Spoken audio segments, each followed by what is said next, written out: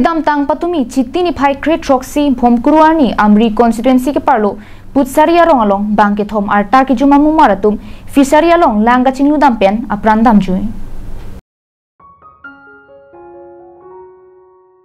lakha hini amri constituency ke parlo putsaria rong along kedam tang phom kuruani por phai ke thoma por malom arta ki jum Bangkethom arlo somar fisaria long langa chingnu dampen apran dam jui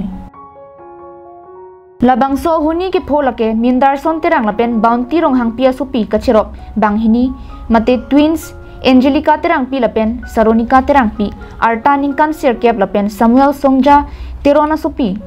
ador sonei teron pi arta ningkan troxy putsaria rong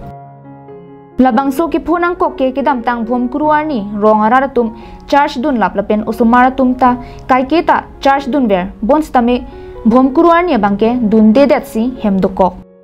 Laso PR ni kang sam por phai ke thoma por malom phang ok ong pura fisaria long lang chingnu dam puta inut bang hini rongara tum nang thandun abang so incident ke phola ke tirang hempen bang hini lapen tiron hempen inuratum si phopon lo labang so long ang ton alam kachini japhan ape potomalong humri dam lo bon sitame aning adu ke domat lamthe nang ningje dun de derlo nasi putsaria me karmate ronga saratum kaning je alam thele non arjupon sine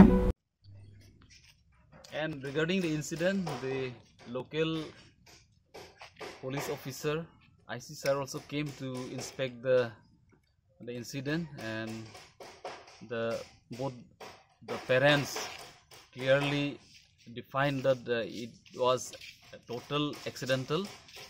as they don't have any enmity with any other person, so they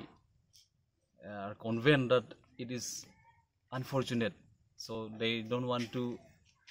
file case to Thana. Ulukunchi pen himari rong par Karbiang long life.